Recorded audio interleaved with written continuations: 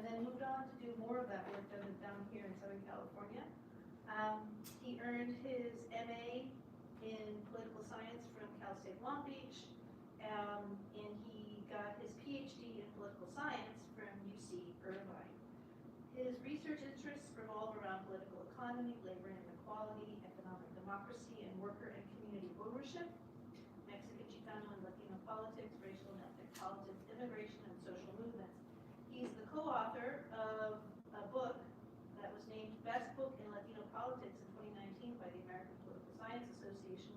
The book is titled The Latino Question, and he's working on several articles and books on the Latino Working Class. I guess this is why we're talking about this today. And other things you should know about him, he was interim director of Chicano Studies at Eastern Washington University, and a former faculty member. He taught at Long Beach State, and he's the founder and director of the Foundation for Economic Democracy, which is an organization that promotes democratic worker ownership of businesses and community ownership of land and housing.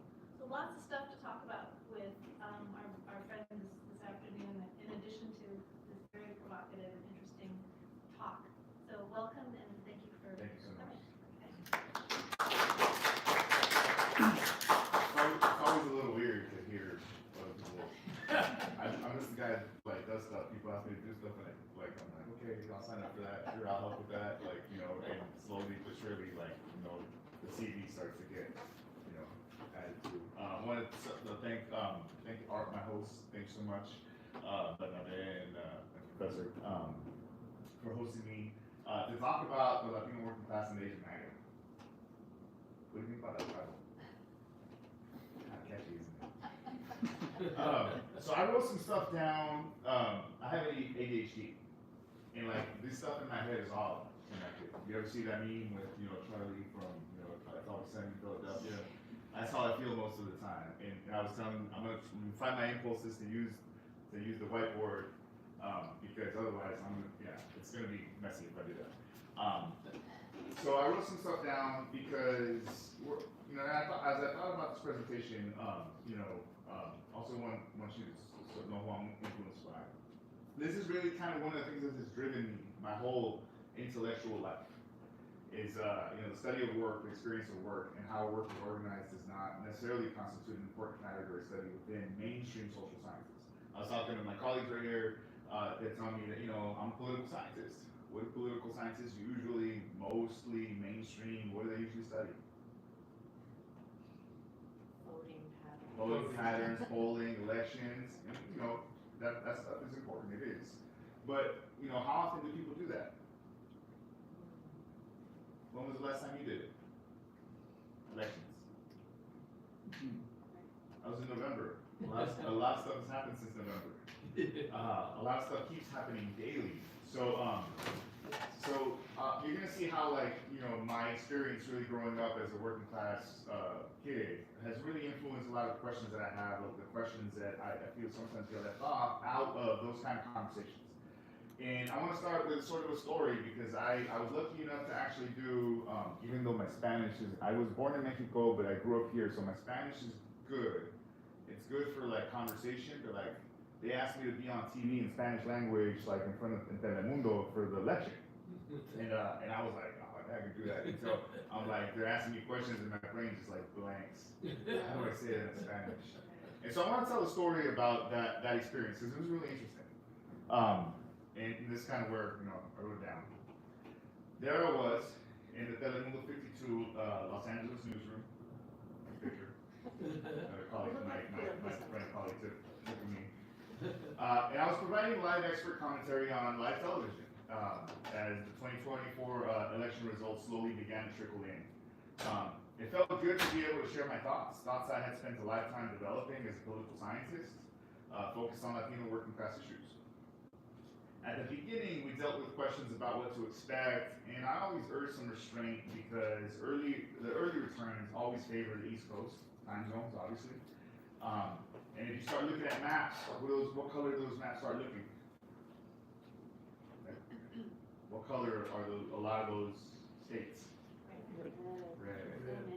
Right? Yeah. So people start, Like, oh no, like, and this is where you get this. And I think this sort of horse race politics, the way that we sort of analyze politics as like this horse race, is problematic because it feeds into the polarity, right?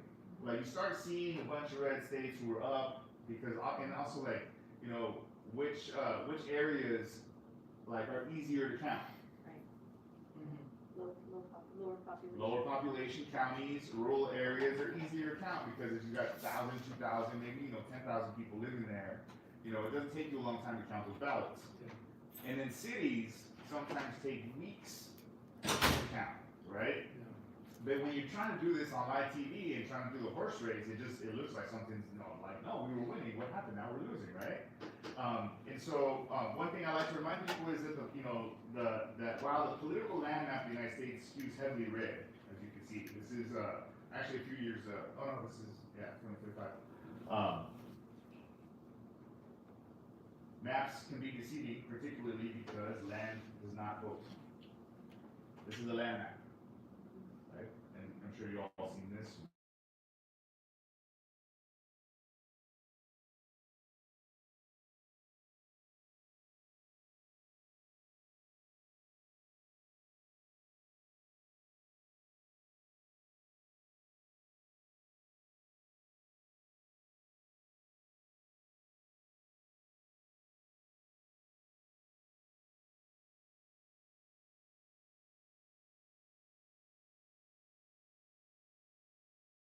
Like how many people are concentrated in those specific areas.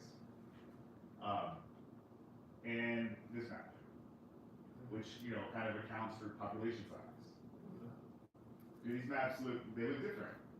What do you think the rhetoric would be on that night if people were using these maps as opposed to like just the state ones with the land, right? And so for this reason, maps can be deceiving. I like to show, like I say, the digital maps. Land doesn't map. The land does not vote. You tend to get a better, more measured view, which leads to better and more modest expectations. Like you're able to sort of have a conversation instead of like at the very beginning, 7 o'clock, returns at 6 o'clock start coming in. Like who's gonna win? Let's find. Like we have. I mean, polling is problematic in a lot of ways. I won't get into some of the research on that as political scientists. Particularly the polling in 2016 failed miserably, especially Latino pollers. Yeah. And issues of race, because people found that people were answering poll questions, purposely like not correct because they didn't want a vote for Trump was equated with being racist. People were like, I don't want people to think that I'm racist, so like I'm just gonna say I'm not voting for Trump, even though people did vote for Trump. That's one of the reasons that happened. And this is especially important, as I mentioned, in highly contentious, polarizing political climates where sides begin to accuse each other of voter fraud, to the point that in prior elections, the ousted president convinced his followers that the election had been rigged, and they staged an attempted coup. And people are hesitant to call it that, but that's kind of what it was. And like we're currently experiencing like the aftermath of that. And I would be willing and bold enough to say that this is also a coup, because it's creating a constitutional crisis when you have an agency that isn't actually confirmed by Congress doing the things that it's doing to upend all the institutions of the federal government. And so, and again, like I have ADHD, so I can go down that rabbit hole. But beyond land voting, there's also one other thing that didn't vote in this election, in this last election. You know one other really important group that didn't vote? People. 86 million eligible voters. 86 million people of eligible, like they weren't, some of them weren't registered, so you get into the like semantics of registered voters versus like eligible voters. 86 million people did not vote. Yeah. I have to take my notes. For those of you who are counting, do you know how many people voted for Donald Trump, which led to his election? 76 million something. So that means more people didn't vote than voted for Donald Trump. More. And so it's not a small population. It's easily, in this last election, I think it was like 36, it was the largest percentage, honestly. I think it was 36% of the voting electorate did not vote. He got 32% technically, and even though he won 50% of the actual voters, he got 32, and Harris got 31. And so, like, for me, this is really important. Right? I want to come back to this number. Because to me it highlights that there's one group of people who know that this is an important election, or maybe they don't. Because to me it signals it's sort of a feeling of how does it affect them? And I'm not saying it doesn't affect them, but at the end of the day, I ask my students all the time, what do the parents fight about? Huh? Somebody said it. What do parents fight about? Yeah. Money. And whether it's been a Republican or a Democratic administration, has the cost of living been parallel to wages and salaries? No. And so do Democrats help? Yes. The economy does better under Democrats, but it's not better in a way that's actually not just allowing people to survive, but allowing people to thrive. And I want to come back to this point. And so, disconnected voters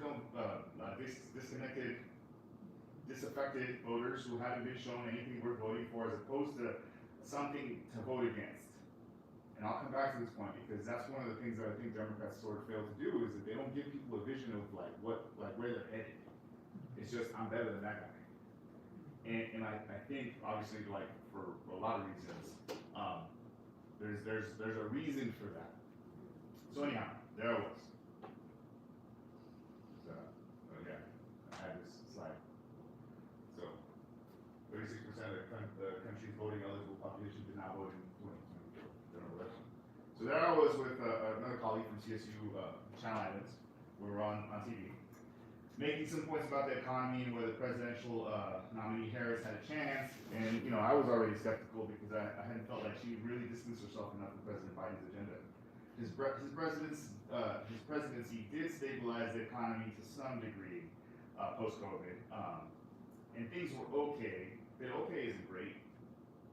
Okay doesn't stop, housing costs from, soaring. Tuition still getting more expensive at all of the universities, and so things are better typically in an economy during for working class people. It's obviously better for who. That's a whole other thing we can get into. And so I felt like she hadn't distanced herself enough from President Biden's agenda. Not only I spent a lot of time on this part too. Also she was courting. And this is kind of a main point that I think is important and worth mentioning. Is these people who aren't voting? They're not the ones who are being courted. Who did the Democrats try to court? People in the center, or nice Republicans, or when I was coming up under I was 21 during George W. Bush administration. There was a word that people used to use all the time: compassionate conservative. So they're always trying to court those people rather than this really huge group of people over here who nobody's talking to. Like I said, okay isn't great, and most Americans are still reeling from high inflation attributed to the pandemic, but caused by corporate greed, and it's going to get even worse. It's gotten even worse. The price of eggs is ridiculous, and people a new term was even coined during this time period to refer to this, called greedflation. Greedflation. I'm sure you've heard of it. To me, that's actually redundant. It's redundant because most inflation, if you actually analyze data, it's caused by corporations just wanting more and more, and they get it different ways. There's the actual just raising the price, and there's also the opposite, which is reducing the size of the product. So you keep the price, but you reduce with now you get cereal bags that I used to have a hard time when I was a kid getting to the bottom. I should have just opened it upside down, right, to get to the toy. Now it's 2 bowls and you're done, right? So I respond, I'm in this place, they're asking us questions, and I responded with some critique, but I tried to do it in a thoughtful way because I was on live TV in Spanish. And so I argue that maybe as the night wore on, things will look better. But as the night wore on, it started to become clear that she would not, in fact, win Michigan, or really any of the key swing states she needed to win in order to carve a path to the White House. And like this existential dread, because Telemundo knows who their audience is. Largely Spanish-speaking, largely immigrant community. Right? And so as the night wore on and this became clear, this existential dread starts to set in on these anchors. And me and my colleague are sitting there like they're looking to us, like, and they ask us, they ask us if he really meant to do the things that he said he was going to do. Like, right before, he talked about, Dominicans and, Springfield eating cats and like just ridiculous, baseless sort of things, right? Completely dehumanizing things. I won't reproduce the rest of it, but he spoke openly of his plan to deport 21 million undocumented people in the United States. As it was becoming clear that he would win the election, two things became the topic of conversation. One, how could this happen? And two, did he really intend to go forth with his plan, or was it just electioneering rhetoric meant to get his voters to the polls? These politicians do that. I'm going to do this and I'm going to do that just to like turn people out, right? And the first is easier answer. So how could this happen? Turn out. Like, I know it's sort of redundant, but like, you get turnout, you win elections. And the Democrats failed to get turnout. That number, I think I have it somewhere. Oh no, this is how different Americans voted. I want to come back to that. That number, like of how many people stayed home. This is the same reason that Hillary Clinton lost her election. So the last election turnout was fantastic for Biden. And I don't think it was anything that Biden sort of, did. I just think that people were in the middle of COVID, the mismanagement, Trump's administration, the economy's looking out, people have really short historical memories, obviously. But in that period, we were still kind of coming out of that. And so, in sort of 2020, it was like the highest voter totals that I've ever seen in my life. I think it was easily like 88 million people, or 82 million voted for Biden. So like it was above 80. In this election, like it was 77 got you elected. So like easily 5 more million voters there, and not just on one side, on both sides, because the stakes were high. And so that's sort of the easy answer. The Democratic candidate and party did not inspire people to turn out. This is one of their consistent problems that honestly, and this is the part that gets me, shouldn't be a problem. They have more registered voters. There's 45 million registered Democrats in the United States, and there's only about 36 million registered Republicans. Wow. So you have easily a 15, or maybe a 12 million registered voter, lead. Plus, you have a lot of independent people who don't want to party affiliate. In California, we put no party affiliation. So you shouldn't be losing. Turn your people. If you just turn your people out, you'd be fine. And it should absolutely not be an issue for them. So in terms of the voting eligible population, we already talked about it. 32% voted for Trump, 31% for Harris, and 36% did not vote. It's that non-voter one that just kind of gets me. Like, what are they not doing? And after they lose the election, typically Democrats go through a cycle of what lessons can we learn, and then begin to point fingers, and the fingers are never pointed at the actual reason, and they send out predictable fundraising emails, and the cycle repeats itself ad nauseum.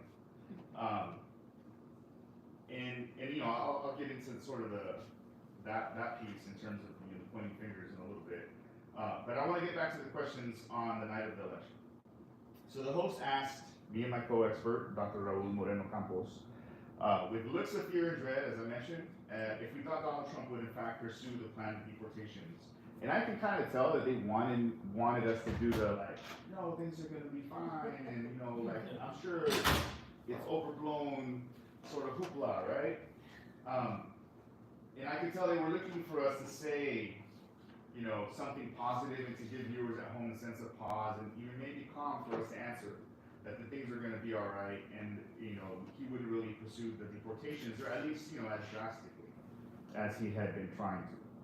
And as someone who has studied fascism and understands authoritarianism, I thought it would be a disservice to the viewers at home to give them a sense of false hope. Dr. Moreno Campos and I both kind of like were on the same page about that. Like they were asking us questions, we were looking at each other, having like that secret conversation, and so, you know, I very calmly explained that things were about to get really bad for a lot of people, because that's what I knew to be true. A lot of people in our communities, I believe, you know, a lot of our people in our communities, I believe that Donald Trump fully intended to carry out, so I said that, his campaign promises, because he is driven by his egoism, and he loves that his MAGA hat wearing supporters love him, and in order for them to continue to love him, he needs to do what he promised to do, no matter the cost. No matter the economic cost, no matter the social cost, no matter, it didn't matter. Like he needs, like he got elected because of this like rabid, you know, like hatred, and he needs to feed that. And so like he needs to be seen that he's doing something about that. So I knew on that night that that's what was going to happen, and we're currently witnessing it. You know, we're currently witnessing sort of the result of that. Like community, ICE was out in LA, you know, like ICE is out everywhere right now. You know, and there will be the cost of the cost will be the eroding the social fabric of families and communities, the ripping apart of people's whole lives. There will be economic costs because of the role that brown people, especially immigrants, have historically played in social relations of production within the political economy of the United States.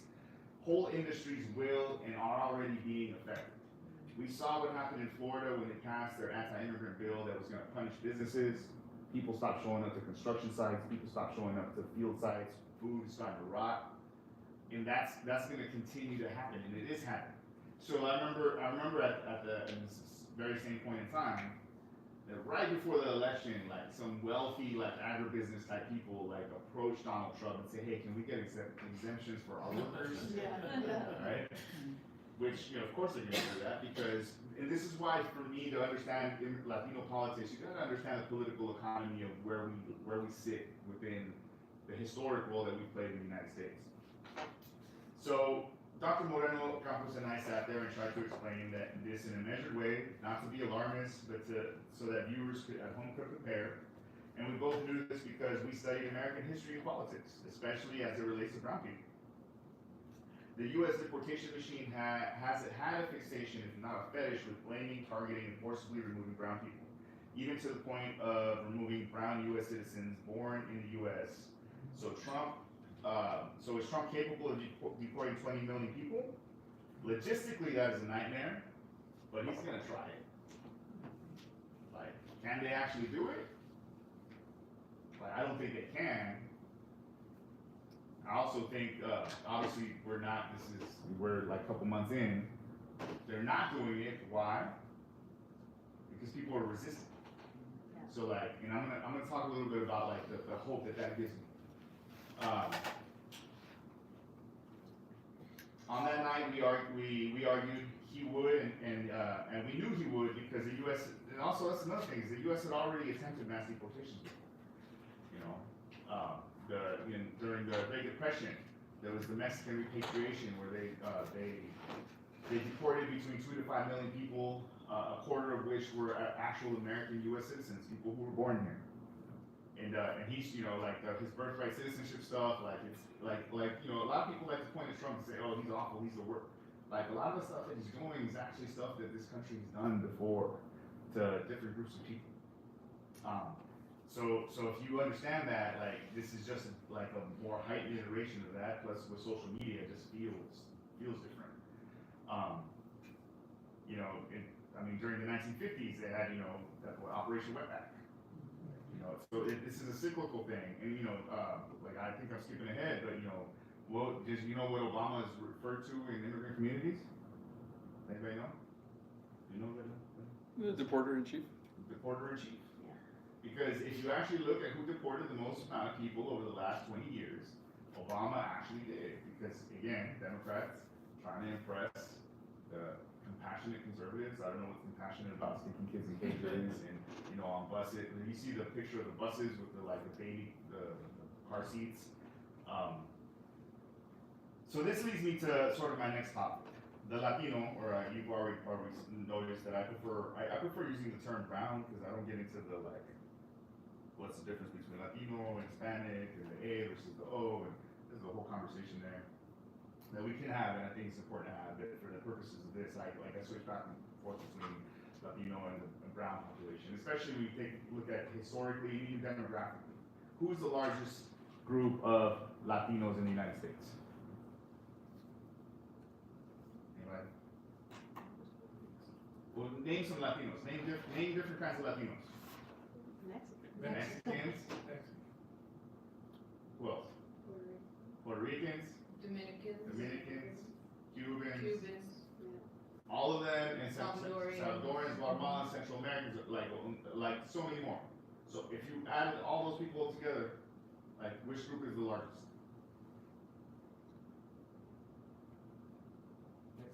I would say Mexico.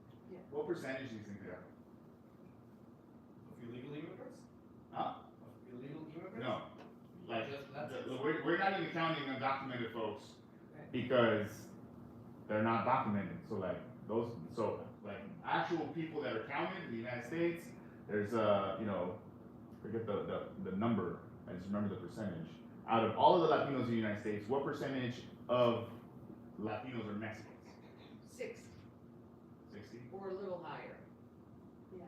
And we're talking across the US, Yeah. not Yeah. as by location. Yeah, 64%. 64. Yeah. Second largest group. Puerto Ricans. Puerto Ricans. What percentage? Just guess, it's okay. 20%. 20? So that means you're already at 80%. Yeah. It's actually 10. Puerto Rico is the second largest group at 10%. Now it has nothing to do with Mexicans being better, badder, or anything like that. It has to do with historically. Who are the people to first encounter manifest destiny? Mickey. The early 1800s, right? When did Central America start coming here in mass? 1970s and 80s. So it's about proximity. Mexico's closer. It's easier to get to from. It's not super easy depending, because also Mexicans are coming from different parts of Mexico now. It used to be northern Mexicans and central Mexicans. Now we're getting southern Mexicans. And I remember when I was a farmer, I was organizing farm workers in Oxnard. It's like 2004-ish. Those Mexicans were learning Spanish here because they speak their native languages there, because they're out where the government of Mexico doesn't really care about them. And so the fact I was kind of shook on that. What do you mean they're learning Spanish here? They come from Mexico. There's 66 languages in Mexico. And you'd probably be surprised to know that Spanish isn't the dominant one. Nope. Did you know that? It's Nahuatl. It's derivatives of Nahuatl, which is the original Aztec language. Again, I told you, I have ADHD and I can go on a whole other thing there. So this leads me to the next topic, right? The Latinos are brown, working class, and Asian MAGA. It sounds, like you said, it sounds interesting. It makes it sound like it's something's different. Like there's been a shift. And people talk about a shift. People talk about are Latinos turning rightward, and they show you a larger percentage of Latinos voted for Trump in this election. And to some degree, that's kind of true. But remember I told you that less people voted in this election. And so if the same amount of people voted for Trump and a bunch of Democrats who voted in the last election didn't vote for Harris in this election, and they just kind of dropped out, then that percentage of people is going to be bigger, even though it's the same amount of people, right? So I suspect that a little bit of that is happening. And like I said, we were talking about Obama coming out, and we were like, where was he? Where is he? The only time I saw him, he was chastising black folks for wanting to vote for Trump. But if you actually pay attention, even if you break it up, especially people are kind of, excuse my language, they're shitting on men, specifically Latino men and black men. You kind of pay attention, like, you know, like who's actually voting for Trump?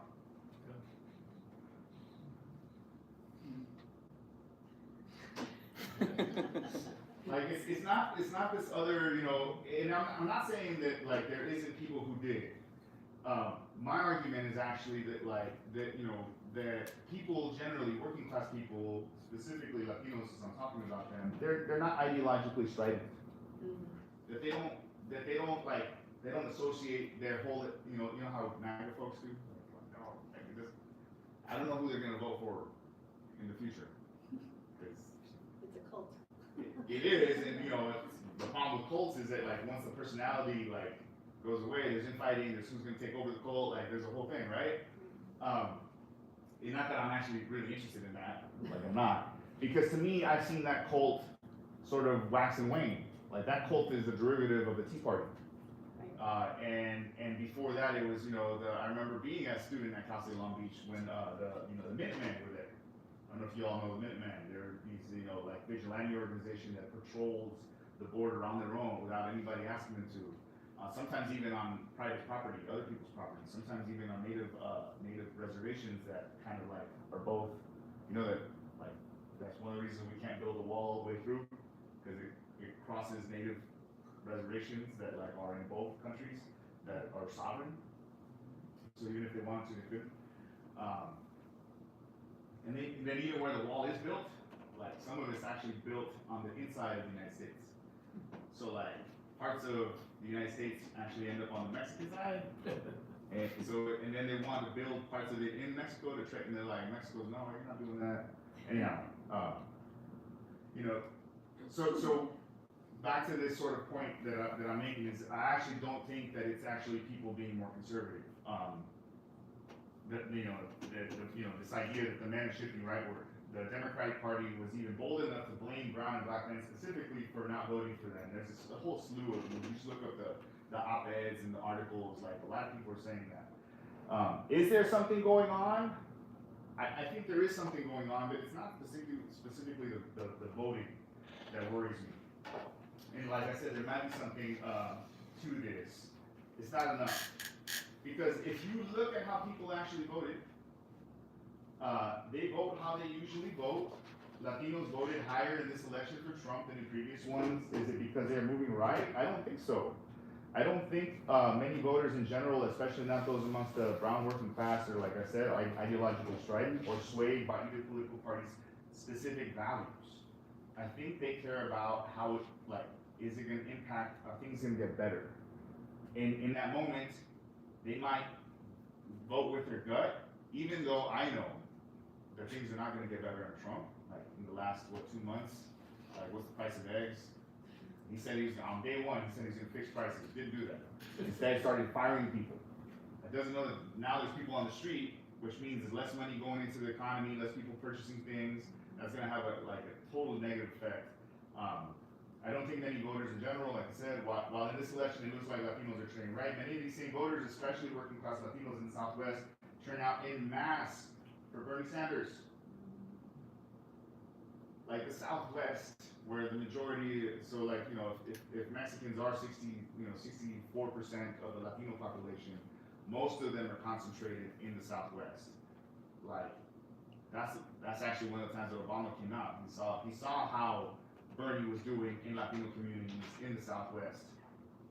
And he basically closed ranks, told everyone else to drop out and to join the Biden team, and pushed Biden to the finish line in the last election. And so like, how do you square that circle? How do you square that, like, oh no, they're turning rightward, but like less than 10 years ago, these same people were all about Bill Bernie. And to me, the only thing that makes sense is that people are voting kind of with their wallets. You know, and not necessarily with their real wallets, not saying that Trump is going to make things better, because I know that he's not. But he at least acknowledged the problem. He at least acknowledged that there was a problem. Not the, let's stay the course, things are great. Which the Democrats sort of tend to do. And this is because of the Democratic Party's inability to really deal with working class issues. And instead of catering to billionaire interests and virtue signaling identity politics, and I want to be like clear what I mean by that is that it's easy for them to say Black Lives Matter. It's easy for because they don't need to put in work for that. Like they'll say it, and then did we ever defund police departments? The fact that there's a meme that I like sharing every now and then that says that cities are basically police departments that sometimes offer social services. Because if you look at independent cities and how much money they spend on police departments in Long Beach, where I live, it's half of the city's budget. Don't get me started on the federal spending. Like the military budget is like a whole other thing. So do you all know that that the U.S. has two of the most well-funded militaries in the world?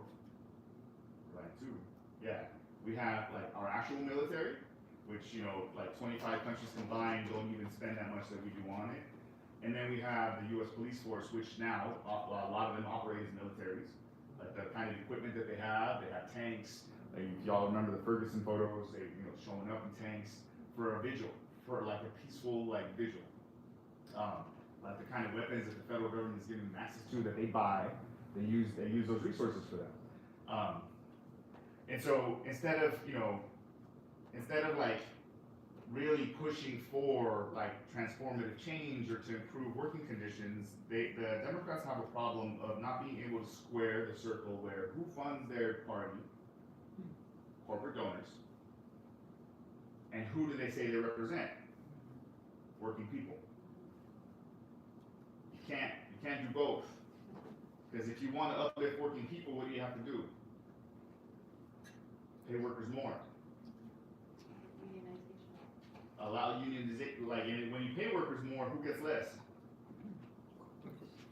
And so this is by no accident that when Kamala Harris started actually talking about class in the last election, she did, briefly. Her brother-in-law, does anybody know who her brother-in-law is? Brother-in-law named Tony West. He's an Uber executive.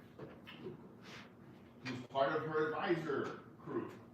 Comes up and says, hey, we're paying for all the stuff, the campaign, you might want to tone it down a little bit on that class stuff. And that's the problem. And this is why Sean Fain, I don't know if you've heard him recently. Did anybody hear, see his little clip? He was at Sean Fain is the UAW president, the United Auto Worker president. And he's kind of famous because he goes around speaking like a working class person, using like I normally do. I'm trying not to, but because that's how we talk on the street. And he said, where is it? That we have politicians in this party, specifically talking about the Democrats, who can't decide who the F they want to represent. And that's the crux. That as long as they cater to billionaire donors and tech bros and they were trying to court those people, but who do those people end up siding with at the end of the day? Who was at the front row of the inauguration? Because corporations only care about profits. And so in light of that, can we really be surprised that that working class people just aren't voting? The Democrats continue to bend the knee to corporate interests whose interests are directly opposed to working class people that won't be able to square the circle of winning elections. In order for them to win, they need turnout. In order to do turnout, they got to do working class issues, populist issues. They fought Bernie harder than they fought Trump. They fought Bernie harder than they've ever fought. Right, and then they're fighting now, right? What did Hakeem Jeffries say in the last couple of weeks? Well, they have all the positions, we're looking for points of leverage. What are we going to do? The working class doesn't have an opposition party to support. In years they are spoken to, they might turn out enough to sway an election, but what is the return on investment for them? What did Biden say? They turned out for Biden. What did he say at one of his fundraising events with rich donors? Do you all remember? He said, he told his investor friends, and this is somebody recorded it, so this is verbatim. Nothing will fundamentally change if I am elected. So those are the two options for working people. Like, things are not gonna change, which, you know, they pitch it as like, hey, things are not gonna get worse. So like, you have the choice of things not getting worse, or things like getting really bad. And I know this is not the better option, but people are like, well, we already tried this. Like, how much more bad can that be? And you know, we always, you know, F around and find out. Like, because people are naturally curious. We're like, well, you know, it's gotta be better than this because, you know, housing is just ridiculous. Everything is sort of, you know, what does life look like for working people?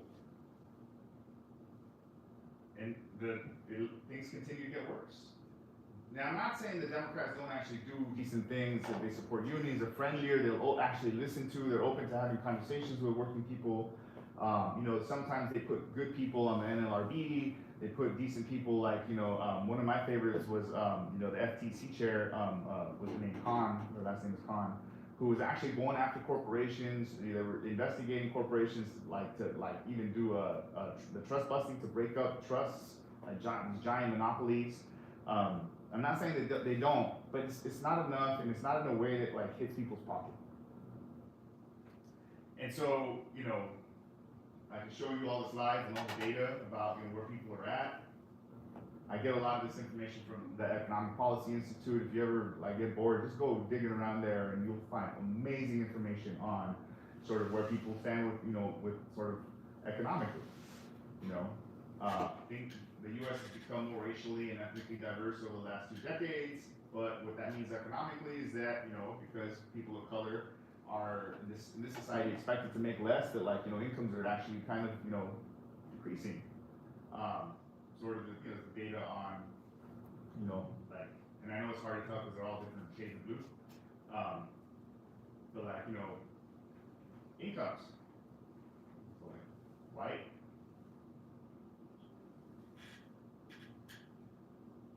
black, Latino, and then American Indian, Alaska Native, and then Asian. And with the context of the fact that, like, you know, the cost of, I'm not even going to use the median cost of a home in the United States because it's like half of what it is in LA County. Like $500,000 to buy a house in the United States is like average, but like in LA, and you get a shack for that, you know, some broken down alley. You know, persistent, you know, elevated Black and Hispanic child poverty rates. You know, that, you know, 31%, like that, honestly, any percentage of, you know, the fact that, you know, child poverty rate is so high, it's ridiculous. And like I said, there's so much data. Like, you know, when I was thinking about doing today, I was like, I can present the scholarly kind of presentation. I can kind of try to talk a little bit sort of personally. I'm choosing to do that on purpose because I feel like this historical moment requires more of just a candid conversation. I mean, all the information, if you want, I'm happy to sort of provide it to folks. You know, we know what's happening over the long run. However, earnings growth has been vastly unequal from 1979 to 2023. We know who's taking more and more share of the profits at home every year. And like, I don't think that average folks understand the magnitude. Y'all know earthquakes, right? Y'all know the difference between a 3 and a 4? There was one yesterday, I felt it. It was like a 3-ish. Like, you know that 1 point like is actually like a lot, right? Like, when do you start worrying on the earthquake scale? 7. 6, you start getting a little kind of rocky. 7, like, oh, you know that's gonna be bad, right? So the same thing with billion. One of the things I talk about with my students is like, I don't think the human brain at a certain point stops processing numbers because they just become too large. And so in your brain, it just becomes more of a lot. If it's $1 million, you know, 10 million is just more of a lot. And 1 billion is just more of a lot of more of a lot, right? But like, I like to put it in sort of context where they can understand. When I say that Elon Musk is what now, $400, $500 billion, Like 1 billion, if we do it in time, in seconds of time. 1 million seconds, how many days? If I start counting to a million, 1, 2, 3, how many days do you think would have elapsed? Yes. Just about 12 days, a little bit under 12 days. If I start counting to a billion, how much time would elapse when I get to a billion? You know that? You want to say it? Anybody know? 32 years. And so when I say that this person has, and he's not the only one, like where does this wealth come from? Does it come from stock valuation in the market? Some partially, like some people are like an argument, that's not actual wealth because he has to cash it out, and if he cashes it out, the value of it's gonna drop. And like, yeah, that happens. But like it's not fictitious. Where does this wealth come from? Well, it's just, the more you have, they can just keep. No, but like there's inputs. Like in order for Jeff Bezos to make money, what has to happen? He's gotta take it from other people. Yes. There has to be workers who are processing, like packages. There has to be deliveries that are being made. And so, like money is being made, things are being sold, but who's taking home the benefits of that? Right? And so like that's sort of the conditions, and is a party, like some more stuff. The consumer price index, like y'all saw the wages aren't increasing really since 1979. But the price of goods, this is why you get those people who like, especially, I don't want to say it, but like we don't have proper representation in our government because young people my age typically aren't represented in government. But you get some people who are like, back in my day, I used to work and I only got paid $1.25. Why should people get $7.25 an hour now? Well, understand basic inflation. And then I like to talk about real wages and purchasing power. Like, what can you do with like a house only cost $7,000 back in the day? Like, and people used to get paid like on the same scale of that. So you can actually buy a house with 2 years, like 2 or 3 years worth of like your salary. Like, and still have money to spend. You can't do that anymore.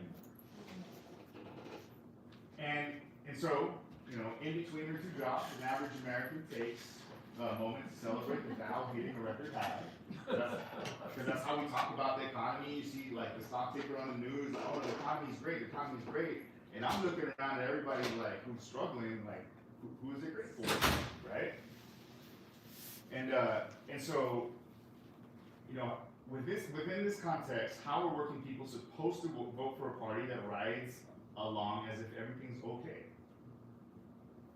Or one that offers piecemeal band-aid policies that help, but not nearly enough. I argue that they won't and they didn't. I'll even argue that even though Donald Trump's tagline for the economy was "I'll fix it," that ultimately also did not sway a lot of voters. It might have swayed some. To the degree that some Latinos switched, I'd say it's because at least Trump acknowledged that there's something wrong in the economy. And I don't think he's going to fix it. I don't think he was planning on fixing it. I always thought he was going to be a con because that's who he is. That's who he's always been. But some people at least felt hurt when you had Democrats saying, "Oh no, things are good. We're going on a good path. Things are fine," and people at home can't pay for childcare. Students can't pay for I work at CSUDH. It's the most affordable CSU, but we also have the highest rate of food insecure and homeless students on our campus than any other CSU in the system. So and we just raised tuition 5%.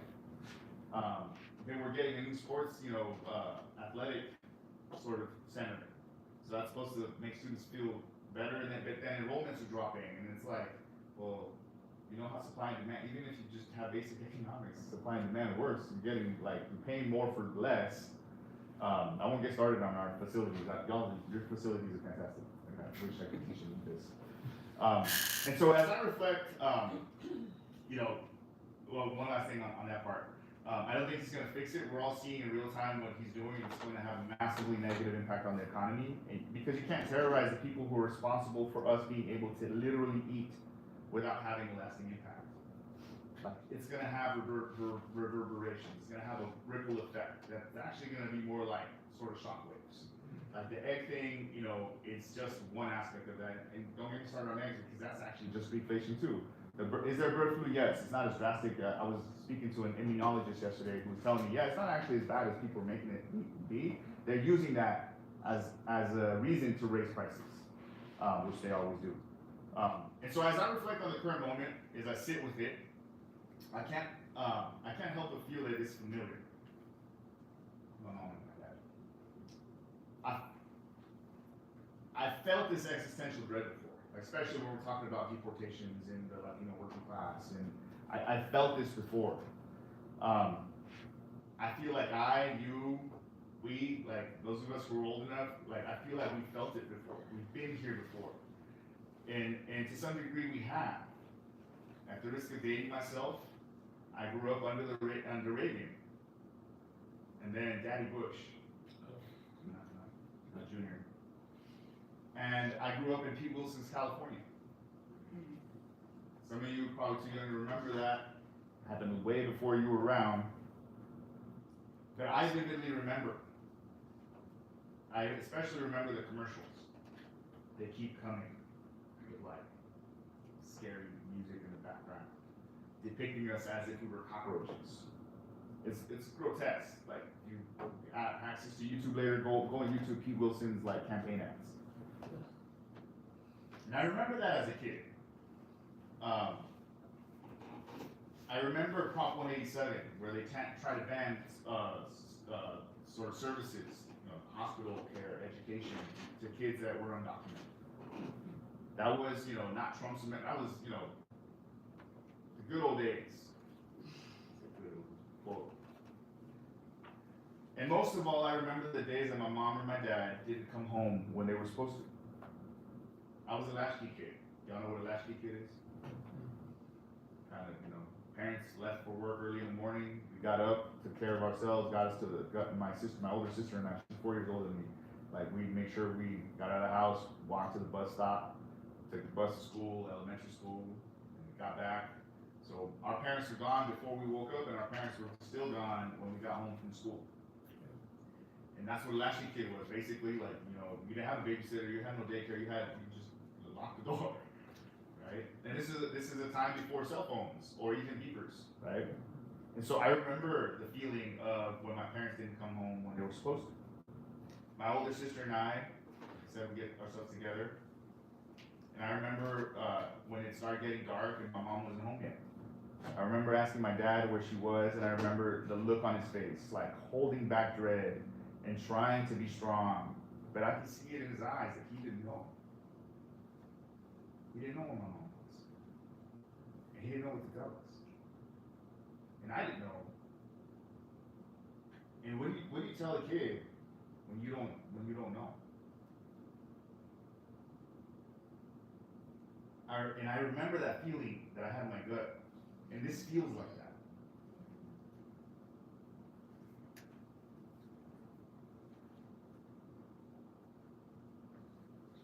Luckily, my mom eventually called from a friend's house, her coworker, because she was hiding. Because La Migra, INS now ICE, raided her factory. She was a garment worker. Wow. And this happened multiple times in my childhood. I remember. Because kids remember that. I remember the feeling, like it's weird that like, I get choked up about it because it happened such a long time ago, but I still feel that when I talk about it. My family and I were undocumented till clearly. Me till I was 12, then I became a citizen when I was 21. I distinctly remember that it was 4 days before September 11th. Like, it's weird because I had to get sworn in the Montebello, and then 4 days later that happened. And that's like, now those two things are sort of associated in my brain. My dad and sister eventually got their citizenship. They got theirs before I did, and then me and then my mom. My little sister was actually born here. But I remember what all that felt like. And it happened to my dad a few times too. Like sometimes he wouldn't come home. And I was lucky enough to not have to ever deal with them actually like getting swooped up. They were lucky. They have been deported several times. but it all happened before we were born. And it happened, in a time that was just very different. So like, everybody thanks Reagan because he did general amnesty. You can imagine a Republican now saying, yes, we're gonna give people citizenship, like just openly. And it's not that he did that because he was like a friendly or nice guy. That was an exchange, it was a compromise. We're gonna militarize the shit out of the border, but we'll give you amnesty for the people already here. So that was a compromise. So we have the militarized border because of that. But like folks like me, like sitting this weird, like, thank you, but like, so it was like, people talk about a pathway to citizenship. We don't have one. Well, people need to do it the right way. There isn't one. Like, we gotta build a wall. Well, that's not how most people get here, undocumented. Like to begin with, most people actually just overstay their visas. Also, which immigrants are we targeting? Are we targeting the 600,000 undocumented, Irish people in Boston, or Australians, or Canadians? No, we're targeting people that are brownish, right? People that look Mexican or Mexican adjacent. And it's on purpose. And so it feels like that, but it also doesn't. And this is the hopeful side of me speaking. Also keep me like, that's kind of this time. Yeah, we'll get to a Q&A. Yeah, briefly, all right. This is all very good. Sorry. But it also doesn't, so I'll get to my hopeful. I like this quote from Gramsci. The old world is dying and a new one struggles to be born. Now is the time of monsters. So this feels like we're in that right now. But it also doesn't, because we survived that. Because we survived that, this also feels different. We know our rights. We're teaching people what those rights are. More importantly, we're teaching people how to invoke those rights. See, that's the tricky thing about rights. It's not enough to think and say that you have them. The hard part is really invoking them. And I have been really, really, really positively sort of hopeful seeing how people are doing that, how people are showing up for each other. So while this, the Latino Working Class and Asian MAGA, feels like T. Wilson's California, it isn't. In some ways it's much worse because of the Doge stuff, because of what's happening at the federal level. But in some ways it's just different. But in many ways, I won't say it's better, but I will say that we know better because of what that taught us. We know how to stand up for each other. We know how to stand up with each other. We know how to show up for each other better collectively because that's how we survive. Together, collectively, not individually. And in terms of a way forward, the way forward is like the mode of production of material life conditions, the social, political, and intellectual life processes. Sorry, I can be really long-winded. I'll summarize this slide. Is if we want to understand how society functions, we got to understand where the money's at and how the money works. Why do we pass certain policies? Why haven't we passed immigration reform? Why didn't Obama do it in his first term? The first 2 years when he had both the Senate and the House. And technically, the Supreme Court was a little bit friendlier. Well, because the Democrats still support, or they cater to the corporate donors. And this society, the way that we currently run it, cannot function without the exploitable labor of brown people. The super profits that these corporations have become used to cannot be had if you don't have a dehumanized, undeserving population of people that you can super exploit and threaten with deportation. Don't get me started on the prison industrial complex and detention centers and all that, but basically, there's a term that that sort of people use for minorities, people of color. They talk about marginalized people. This economy would not function the way that it does without the labor of these folks. We know that because we call them essential workers. Right? They're not marginal. They're absolutely central to the functioning of the capitalist economy. And so we don't get immigration reform because if we did, they would be humanized. They would have rights. And if they had rights, they can go to school and they can get better jobs. Or they can demand better jobs. They can demand better pay. And so, to understand why Latinos didn't vote, a large segment of them didn't vote, it's because of that. Because, like, life still is hard, irrespective of who's in office. It's clearly gonna get harder, but they took a chance. The Democrats didn't say, hey, we're gonna try and make things better. And so where do we go from here? I'll end with this. I am a pessimist because of intelligence, because I understand the will is that it works, but I'm an optimist because of will, and particularly because of what I see and how people are responding. We take care of us. Like, the way that people are showing up, the way that people are informing the community, when ICE actually rolls into a community, the fact that people just show up and surround them and say, hey, we're not gonna let you take our people. The way that, people are on the megaphones, making sure that people know their rights. And training people to invoke their rights. That's a part, like, you should, like, all of you, don't just know your rights. Like, how would you invoke them? Like, and I mean workers' rights, immigrant rights, I'm talking about, like, all kinds of rights. Because we're in an age where people are gonna come to those things. And it's not enough for you to just know them in your head. You have to invoke them.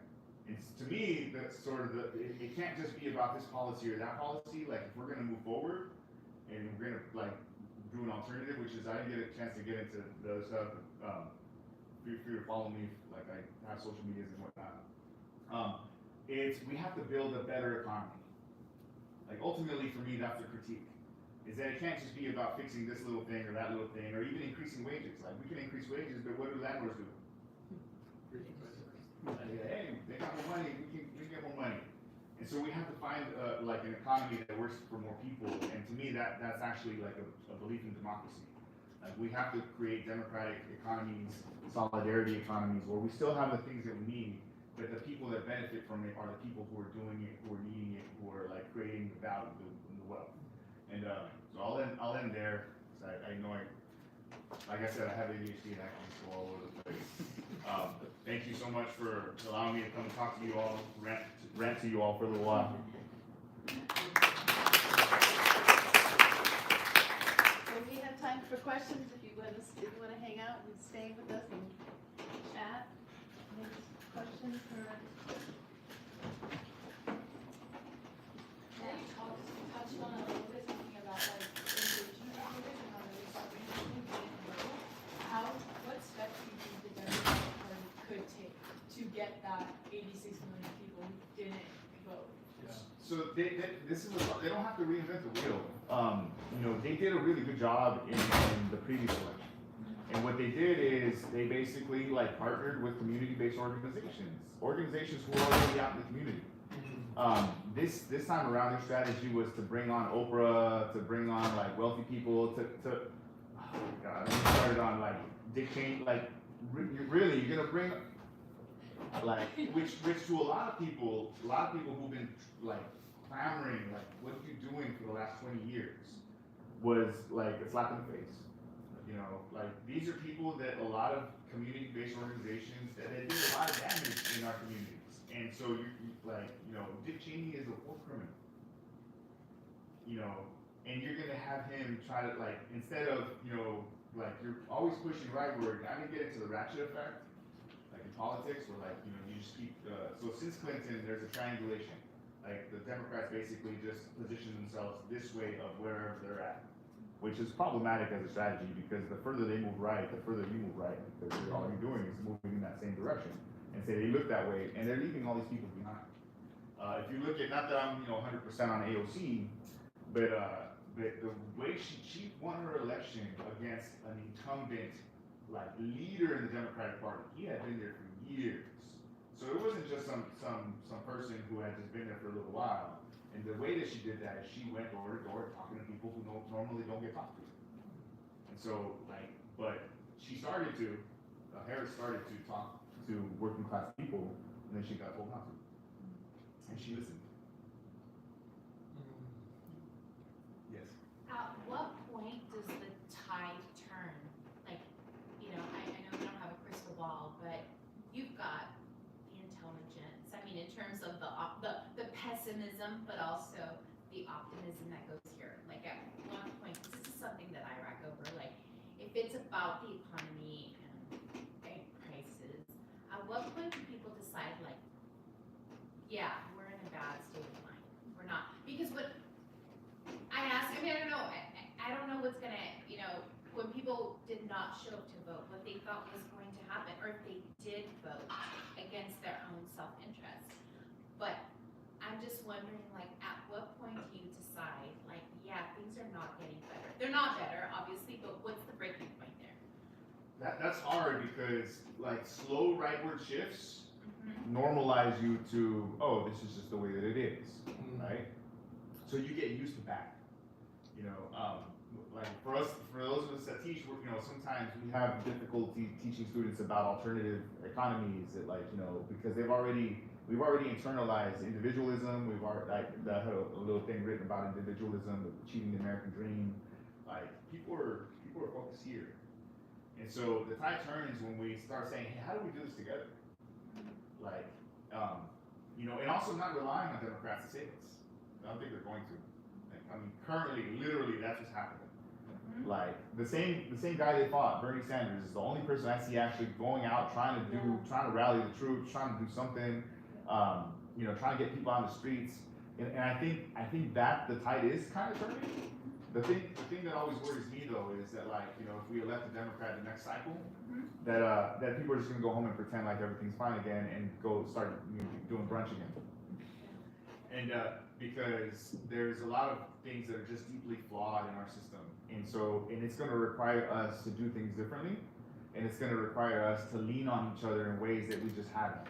So, like, not just supporting small businesses, but supporting like community-owned businesses. This is what I also say, it's not, we don't need to reinvent the wheel. People have been trying to do that. You know, I remember, you know, we talked about social movements, the Black Panther Party wasn't just, you know, like, everybody remembers them for their guns, but they fed their own community. They ran mutual aid networks. They wanted to buy out housing to have, you know, community-owned housing off the for-profit market.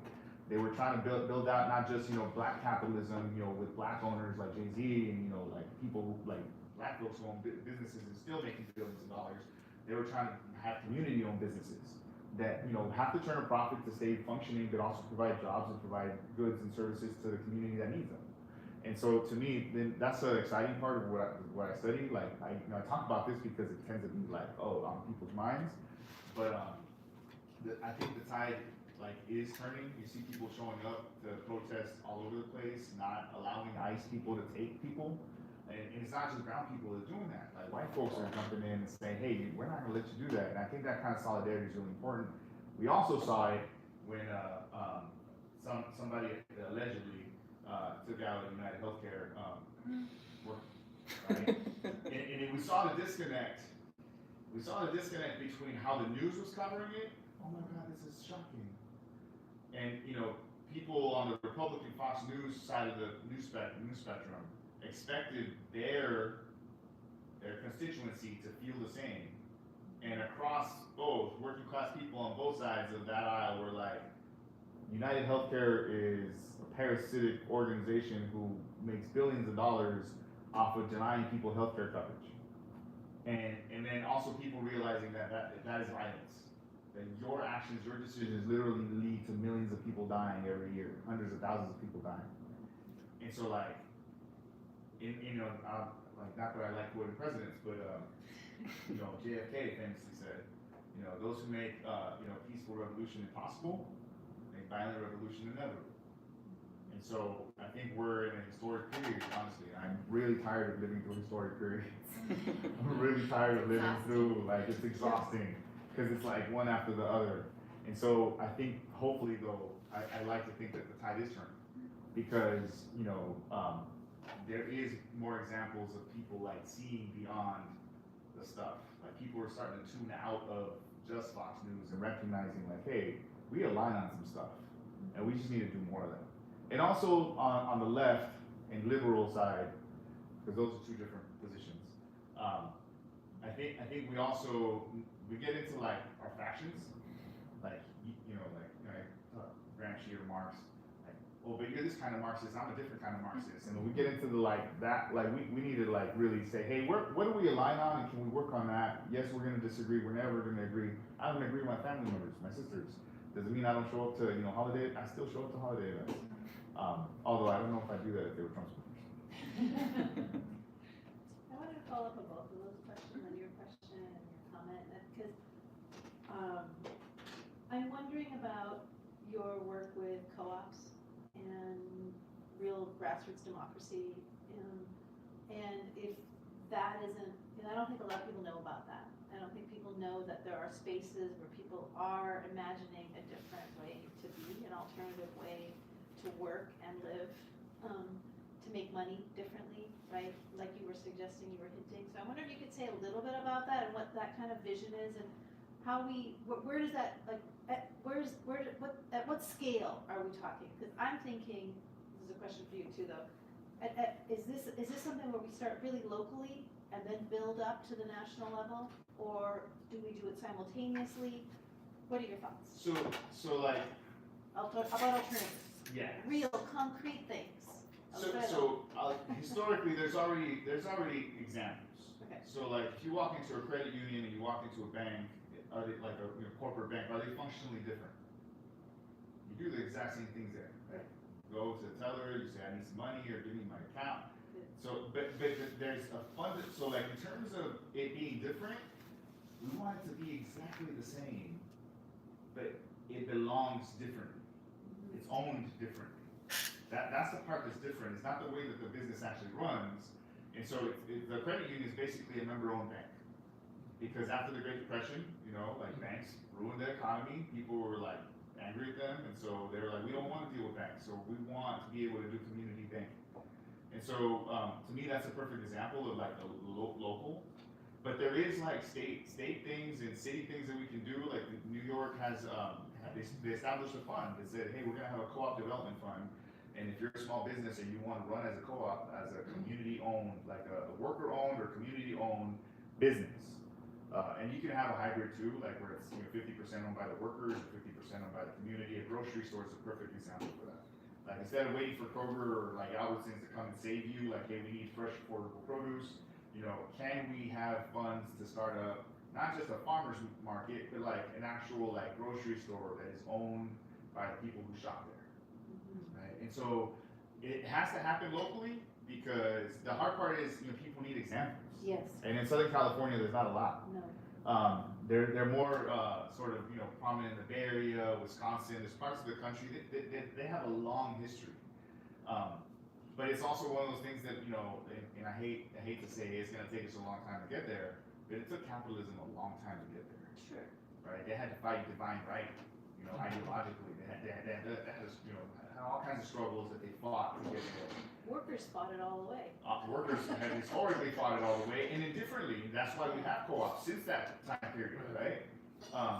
And I think those types of things are really they're really what changed the social relations of production, because you don't have people who are forced into a situation where they have to work for a living, and then people who own the stuff. It sort of unionizes that saying, like, the people who own the stuff are the people who create the stuff, the people who benefit from the stuff are the people that make the stuff. And so, like some people are, it's pie in the sky. Well, it's already kind of happening, and it can happen at various scales. I mean, the 7th largest corporation in Spain is a worker co-op. They have, they elect their supervisors. So there is hierarchy, but it's bottom-up hierarchy.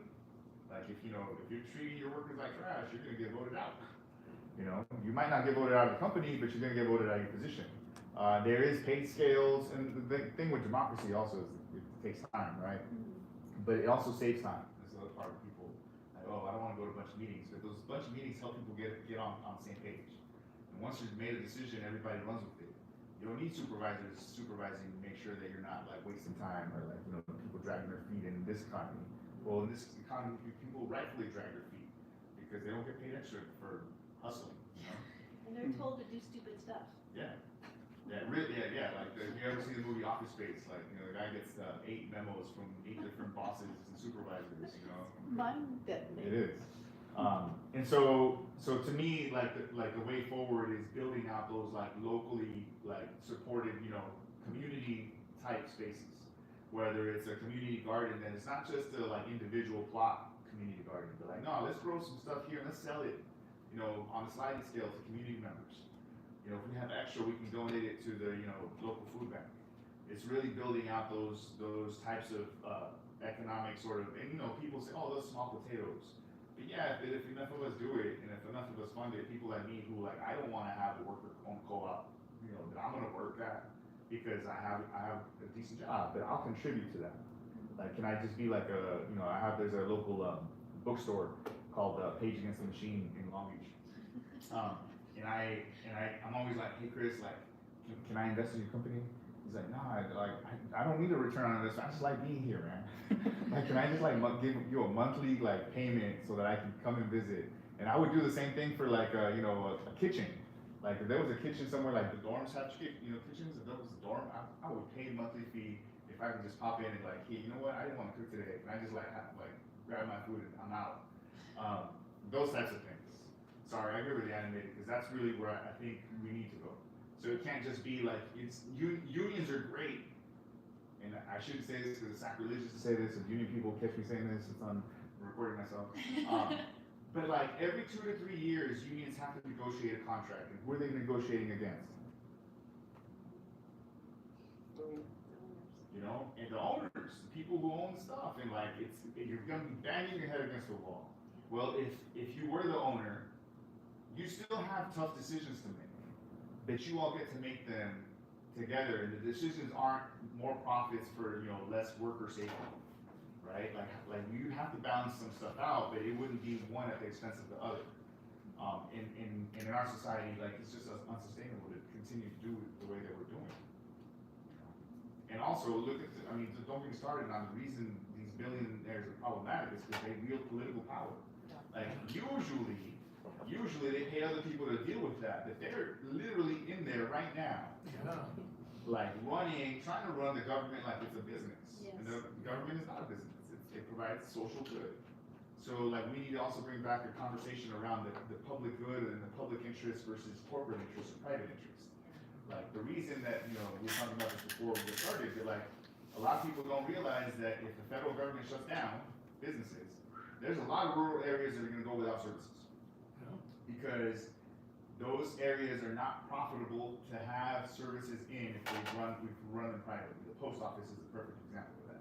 There's a lot of places that don't have enough postage, don't sell enough postage to have, in the middle of nowhere, Montana, to have a post office. But it's there because it's a public service. And it should be there. And if they have to pay UPS like UPS, they're gonna have to drive to a city to get their postage mailed out because UPS is not gonna. This happened with the Tennessee Valley Authority, electrical in during the Great Depression. Like electrical companies didn't want to operate in the Tennessee Valley area because they were gonna have to invest way too much money in like setting up line to go there, like electrical line. And they knew they weren't gonna pull any money from there because there's not that many people living there. And so the federal government had to fund basically the Tennessee Valley Authority, which to this day is still the cheapest electricity in the whole country, because it's run not for profit. It's run to just maintain operations. And guess what they don't do? They don't cut people off from their power. They don't cut people off from their power, and they also don't. I'm not going to use too many. They do upgrade their equipment regularly and efficiently, which we know that what does not doing that cost? Fires. And both PG&E in California and Southern California Edison always skimp on that. And we're still paying the highest electricity costs in the country. And we're paying the highest electricity costs because we got to pay for their, like when they mess up, their insurance, like that. They outsource the cost to us. Any other questions? I think there was a question. Do you have a question? Yeah, it's kind of similar to what you all were saying. So as individualism is increasing dramatically, I don't foresee it becoming collective action like anytime soon, but I do believe that there is something like horrible or really bad that like will instill this collective action to reduce like individualism. What do you like think about that? And so that they know that like, hey, we're all on the same, we all have a common identity, as you're mentioning. I disagree on that premise. Really? I disagree on that premise because it's already in our cultural sort of markers. One, I can get into language and the fact that language is automatically collective without without us like cooperating, we wouldn't understand each other. So like we get into human nature stuff, right? There is a lot of propaganda that's invested in teaching individualism. Like the American dream, the way we talk about education as being like just a job, like, oh, you go to college, you get a job, like that's part that feeds that individual success, right? But like, you know, like we help people when they need help. So like you're brownish, right, Latina? What do we do? How do we fund the quinceañera? Most of the time it's through family. Through like 30 padrinos and padrinas and godfathers and godmothers, right? Maybe I'm being more personal then, because I don't foresee like that collectiveness happening among like my own like community, that it has now become more Yeah. individualized. No, But I see where you're going, I agree. No, and I agree with you. There is the tendency, you know, like Rashi, like hegemony.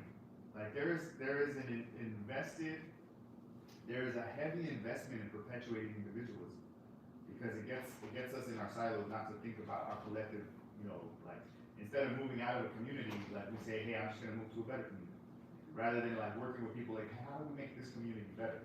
How do we invest in this community? When we talk about investment, it's always individual. So you're not wrong there. Like I do agree with there is a heavy investment in promoting individualism, the American dream, like all the TV shows that we watch, like the concepts of success. Like, you know, like I was gonna talk about the hot Cheeto guy. Y'all know the hot Cheeto guy story? Yeah. Like, you know, the guy who supposedly invented the hot Cheeto flavor, now he's like a millionaire, like Latino guy. And in my head, like, yeah, but like, you know, like, what was the expense of that? Like little brown kids who were like now having, you know, stomach ulcers and like getting type 2 diabetes at a very young age. So yes, individualism is rampant, and it always has been in society, but I feel like that hasn't gotten us anywhere. And so because of that, people are like, you know, especially in the context of, you know, ICE literally like militarizing, coming to your community. People are like, nah, we gotta do things differently. So, and this is why, you know, pessimist because of intelligence. I agree with you. Like, yeah, there's some days where like, nah, I don't think we deserve this place. Like, just being honest. Like, you know, if you know there's supposed to be a meteor or a comet that's gonna land in 2030 here, like on Earth somewhere. Like, you know, they might. There's like an 8% chance of it hitting Earth. Maybe that was our time. You know, maybe we don't deserve this collectively because we didn't act collectively. And this is where I also think people get social Darwinism wrong, right? Like, you know, strongest, you know, the strongest, the fittest, or whatever. But that's not what he was saying. He was saying that like actually the people who like, not the people, the animals who have, you know, longevity, staying power, people, the types that work together collaboratively, which is literally how the human sort of race is made. If we would have been individual, like, you know, we would have gotten eaten up by wolves. So we have to work collaboratively. And I know, and the reason so this is the optimist part of me, is because I see people working together all the time. Yes, in some of our families, they don't. But like, I see people helping other people all the time. I see people being called, I mean, the third largest health insurer in this country is GoFundMe. People helping people they've never met, they're never gonna meet, saying, you know what, they just go on with GoFundMe, I'm gonna donate, I got 30, 40 bucks I wanna give to people.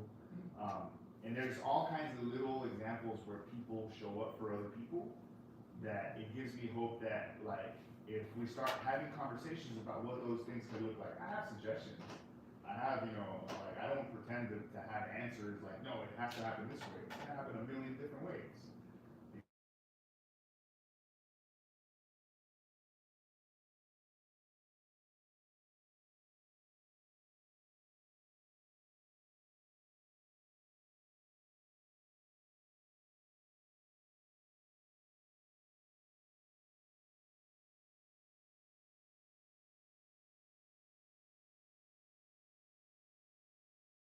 Communities have to figure it out together, and they're already doing it in the context of, you know, COVID. People couldn't get stuff, so who did they rely on to get the stuff? Their neighbors. Their neighbors, like especially like people who were compromised. Like other people were making sure that we're being taken care of, and so like I like to believe that that's the human like instinct, and that we have. The other thing from a really young age in order for us to buy into it. So we have to educate people not to do that. I think the other, I mean, to sort of follow up on what you were saying, I remember going to the Black Lives Matter protests in 2020, right after, maybe after May-ish, when everything was just exploding. And I remember seeing young people on street corners and in streets, and at that moment, I had thought before that, I thought for sure Trump was gonna get reelected because of everything, right? But at that moment, I thought, no, he's not gonna get reelected. This is the movement that will push Biden over the finish line. And it was because of the collective action. It was because we had been isolated in COVID. We had worked together, but we were still more isolated. We weren't going to work. We weren't going to school the same way. And here we were collectively organizing and collectively coming together for a common cause. And it was so vital. There are people who come out on the street who've never been there before. They were young people, old people, and I think that's absolutely right. And that what gave me a lot of hope. And that's what happened. In that one specifically, because they were coming out for a cause and not for a candidate. Yes, for a cause and not a candidate. It's so Because important. if people were just voting for Biden because they liked him, No, like, it wasn't that. It was because we all cared about something really deeply and we knew that there had to be change. And I want to say too, we know better now too that a big reason Harris lost was because of the genocide in Gaza. And the absolute refusal of the Biden administration to acknowledge that fact. or to even have a conversation. And to have a conversation about it and to do something about it because it was overwhelming opposition by folks, all kinds of folks against what he was running. And a complete, just unwillingness to even consider it as a conversation. That was something that really people cared about deeply. They were organizing around it deeply. Like so many organizing, so many protests. And it was just like, no, that's not important. Well, okay, F you, I'm gonna stay home, I'm not gonna vote at all. You know, I mean, I think, and that's, I mean,